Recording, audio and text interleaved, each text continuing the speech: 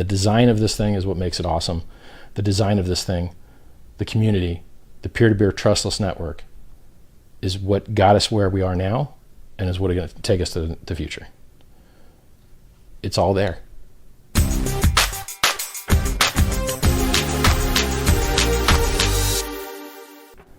All I know is that we have designed something that has features that are superior to other products.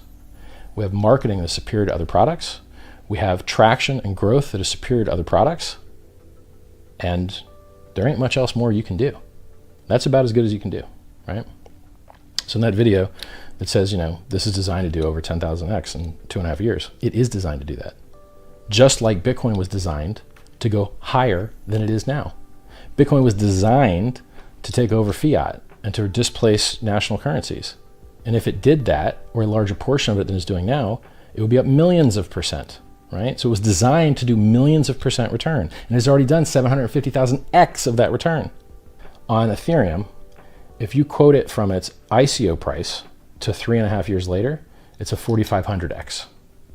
But if you got it on exchange, the price dumped under ICO price and it wicked down on Kraken, and you could have got it for about half of ICO price. It was either 14 cents or 17 cents or something like that. It was actually 15 cents. So if you're quoting the multiple off of ICO price to top, you're going to get a 4,500x in 3.5 years. If you're quoting the price on exchange and you go to the ETH USD pair on TradingView and look up Kraken, you're going to see it went from 15 cents to $1,500, and that's a 10,000x. And it did it faster than it did in 2.5 years. These numbers are so gigantic that you almost can't reason about them. I was making a video about what your gains will be in the adoption amplifier, getting in Hex early. Share price only goes up. The earlier you stake, the lower share price you get, the more shares you get for the Hex that you lock. If you're the first guy, and this happened today, someone was the first person in the world to use the adoption amplifier in Hex. And when that person did it, the returns that he saw as potential, right? Like the amount that would get paid out if no one else staked after him, were actually millions of percent, because that's the math. The contract knows that it's got to pay out about, 180 billion Hex on day 353, because that's what's unclaimed, right? And nothing's claimed yet, because claims don't open until 7 p.m. EST tomorrow.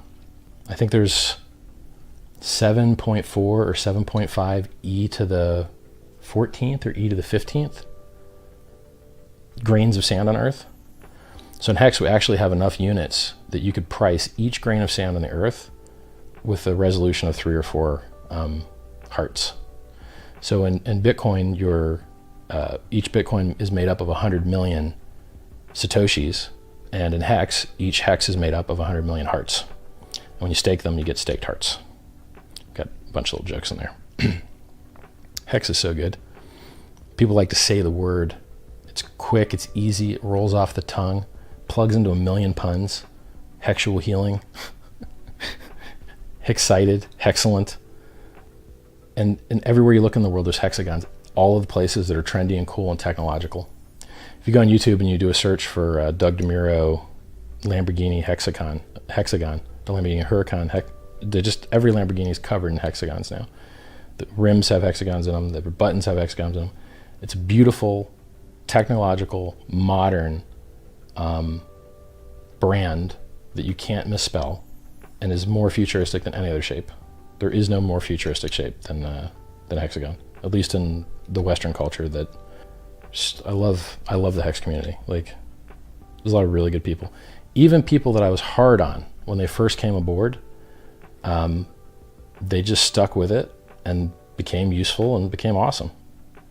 Some of the demo videos on like how you can sign using Coinomi to sign for your Bitcoin statement.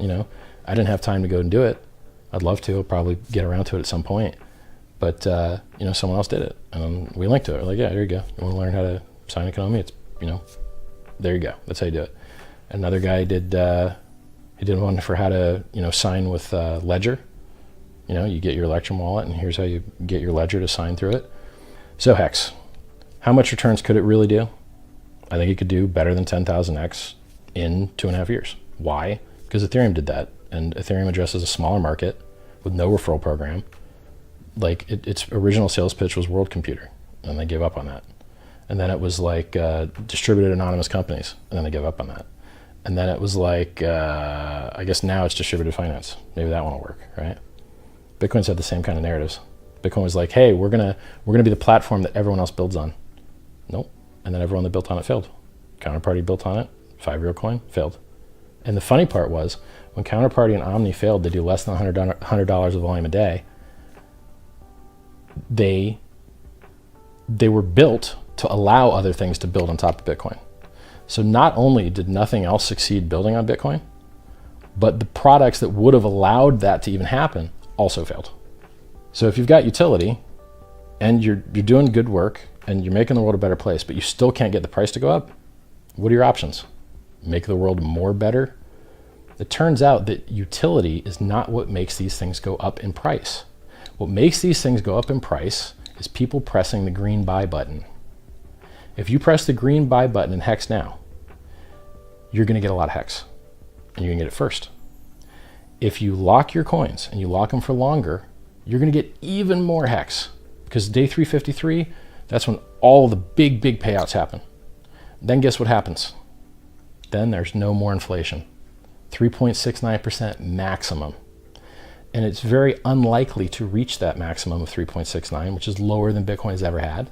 You have 0% inflation if you're an average size staker. You have no overhead. You have no servers you have to run. You have no electricity bills to pay.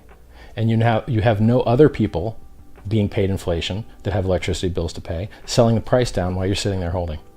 The only people in the system that are diluted, the only people in the system that feel inflation in theory, right? You can't really feel it unless you're onboarding less people than the inflation rate. If you're onboarding less people than the inflation rate, then the price is likely to go down. Then you're not likely to be making profit. But every cryptocurrency that is a mined cryptocurrency has had high inflation rates to pay for its network security, to pay for its miners, and the prices have still gone up insanely high anyway. Imagine how much higher they would go if they didn't have that load and that overhead, right? There's this nuance. There's so much nuance that I'm the only person that tells you. People tell you Bitcoin's deflationary. It's not. It's inflationary. The price is dying into it, which is never done before. They don't want other things to build on top of them. They tried to kill Counterparty. They used to have 80 byte space in the opcode. Counterparty used it. They were like, all right, well, we'll just shrink that to like 30 bytes or 40 bytes and now, or bits. Google it, right? And they just tried to kill them off. And they had to change all their code. And they just went and failed anyway.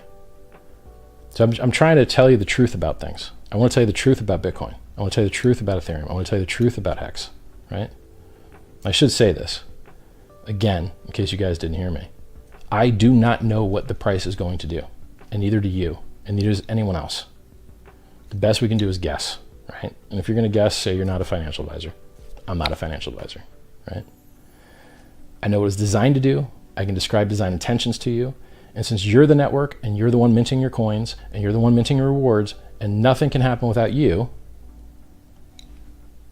probably could actually be more liberal talking about the gains, right? If we wanted to be. I prefer to be more conservative. The design of this thing is what makes it awesome. The design of this thing, the community, the peer-to-peer trustless network is what got us where we are now and is what is going to take us to the future. It's all there.